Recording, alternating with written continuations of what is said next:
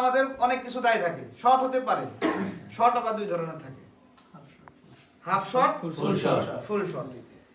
এবার আপনি শর্টের বিষয়ে যদি আপনাকে বলে দিই যে হাফ শর্ট কিভাবে রিমুভ করবেন, ফুল শর্ট কিভাবে রিপেয়ার করবেন, তাহলে তো অবশ্যই আপনি পারবেন।